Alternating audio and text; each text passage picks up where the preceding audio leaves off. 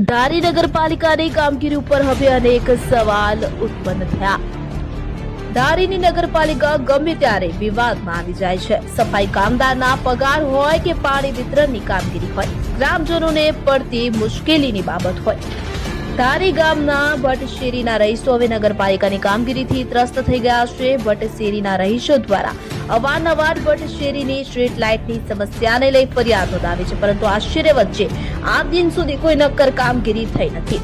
ભટ્ટશેરીના રહીશો દ્વારા જણાવે કે અંધારામાં મોટી ઉંમરના કોઈ વૃદ્ધ પડી જશે અને કોઈ મોટી ઘટના બને તે પહેલા નગરપાલિકા ધારી દ્વારા સ્ટ્રીટ લાઇટની જે સમસ્યા છે તે હલ કરી આપે। આજે અમારે ભટ્ટશેરીની અંદર જે આ લાઇટનો પ્રશ્ન છે, અમે મેઇન બજાર ધારી ભટ્ટશેરીની અંદરથી અમે બધા રહીશું અહીંયા જ્યારે આજ રજૂઆત કરી છે ત્યારે અમે અવારનવાર રજૂઆત કરેલી છે।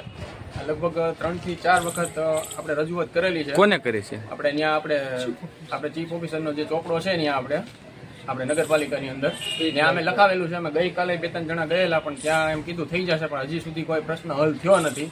અને અમારે અવારનવાર અહીંયા હનુમાનજીનું મંદિર છે ત્યાં પણ અંધારું છે, અને વરસાદમાં અહીંયા ગારો થાય છે તો પણ અહીંયા અંધારું છે। હજી કોઈ સુધી કોઈ પગલાં લેવામાં આવેલા નથી, અને અમે અહીંયા ત્યારે અમે તંત્રને રજૂઆત કરવા માંગી છીએ કે યોગ્ય સમયમાં તાત્કાલિક ધોરણે અહીંની લાઇટો બધી ચાલુ કરવામાં આવે। બાકી જો આગામી સમયમાં નહીં કરવામાં આવે તો ઉગ્ર આંદોલન કરવામાં આવશે। સવાર રજૂઆત કરતા લાઇટનું કોઈ સામે જોતા નથી।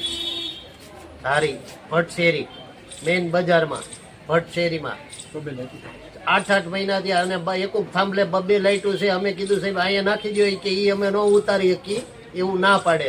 એક જગ્યાએ 2 થાંભલામાં ચાલુ 24 કલાક લાઇટો રહી છે, તો અમારે એક લેમ્પની જરૂર છે તો આપતા નથી। 8 વાર રજૂઆત કરી, 10 વાર રજૂઆત કરી તો કોઈ સામું જોતા નથી। સંજય વાળા, કલમ શક્તિ ન્યૂઝ, ધારી।